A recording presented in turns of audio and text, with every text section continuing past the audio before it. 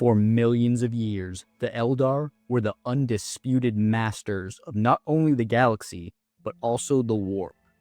Their power was so great, even the combined effort of Khorne, Nurgle, and Tzeentch could do nothing to harm the raw elven power of the Eldar. Not even death could stop them, as Eldar during their peak had reincarnation, so when one dies, their spirit goes into a newborn Eldar. Their technology was millions of years ahead of any other species at the time, except the Necron, with huge machines that, using their warp supremacy, could create massive fleets of warships with simply the power of their minds. For millennia, they followed the teachings of their creators, the Old Ones, living in harmony with the galaxy and the many diverse creatures in it. All this time, as the supreme rulers of fucking everything, would open up the Eldar to one of the most insidious sins there is: pride. They would come to think that none were worthy of respect than themselves. Every difficult situation, like having enough food for them all, or protection from the odd Xenos attack, was taken care of by their robotic servants Elon Musk style.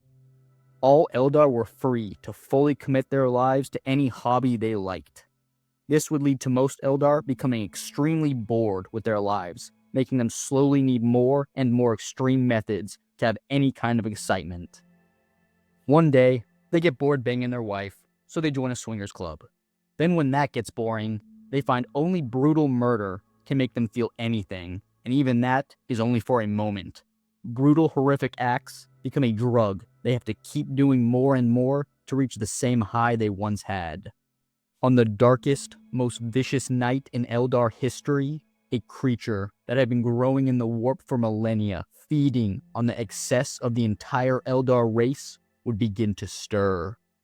With this cosmic horror's first breath, over 95% of all Eldar souls would be consumed in an instant, their bodies falling to the ground. On the second breath, their core worlds would be devoured into the warp, becoming what humanity would later call the Eye of Terror. This event had plenty of warning, with many Eldari feeling a terrible growth in the warp. They would get as many of their people as they could to turn away from their demented society. They would colonize distant worlds, living side by side with the beasts of these planets, and lead a society based on honor and peace. Surprise, surprise, though, these people, known as Exodites, make up a very small percentage of the Eldari population, as most didn't want to trade constant orgies in sci-fi heaven for pooping in the woods. Another, slightly larger faction that dipped on the current Eldar society of constant ditty parties was the Craftworlders, who would create massive city-sized ships to travel the galaxy. They would go all in on following the laws and lifestyles of their gods, becoming an extremely disciplined and, compared to their dark kin, very kind, wholesome people. Sadly for the Craftworlders, the first act Slaanesh would take after being born was hunting down and consuming all of the Eldar's many gods. With so many of their followers dead, the Eldar pantheon was extremely weak, making them easy prey for She Who Thirsts. Even Azurian, the ruler of their deities, was eaten like a rotisserie chicken. The only god to survive being caught was Isha, their god of fertility, harvest, and healing, as Nurgle would steal her from Slaanesh, making her his eternal plague taster, where she remains in the modern day. Amongst this chaos domination, only two gods would survive. The Eldari god of war, Kayla Mensha Cain, fought Slaanesh, and neither could defeat the other. As a war god, Cain could not be defeated in battle, but Slaanesh was far too powerful to beat. Khorne the blood god would also try to consume Cain.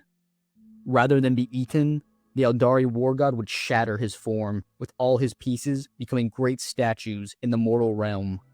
These statues, called avatars of Cain, rest in the hearts of various craft worlds, ready to be called upon in dire times, though the price is high in blood. The other Eldari god to survive was the trickster god Seo Gorak, also known as the Laughing God. he would hide himself in the deepest parts of the webway where he resides to this day. He will rarely re-enter the warp in order to save the souls of certain Harlequins from being consumed by She Who Thirsts. The fall of the Eldari is a major event on the galactic stage. The Eye of Terror would threaten all life to come, especially humanity, and the forces of chaos had a powerful new god to aid them. The Eldari went almost instantaneously from being the most powerful force in the galaxy to being a species made up of relatively small groups who struggle to survive. The only faction that would not have their lives drastically changed after the birth of the Pleasure God are the Drukhari, Eldar that have continued to be ruled by their bloodthirsty desires. They would carve out a huge part of the webway to make their home and call it Camorra, a place infamous for its depravity. The other factions use spirit stones to save their souls after death from the Dark Prince, but the Drukhari cannot use these, as Seekers of Pain cannot bond to a spirit stone. Their souls are constantly being slowly drained by Slaanesh, but consume the souls of other beings and each other to prolong their lives as long as possible. If they truly die, they immediately go to the Prince of Pleasure's embrace, though they can survive extreme wounds, building their bodies back from almost nothing by leeching the life force from beings being horrifically tortured near them. They regularly go on raids to real space to capture whatever sentient life they can.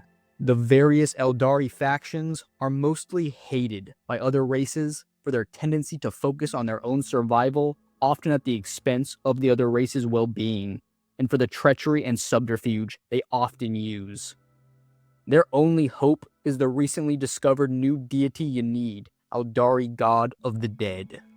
They hope that when Yanid is born, he will confront Slaanesh and defeat her. One of the greatest farseers of their people, Eldrad Ulthran, has said, though, that Yanid's awakening could take thousands of years and require all souls within the Eternal Matrix, which is basically heaven for Eldari, to pass on, destroying their past, yet possibly saving their future. Thanks for watching. Please consider helping a bro who doesn't use AI by subscribing and liking, and I'll see you on the next one.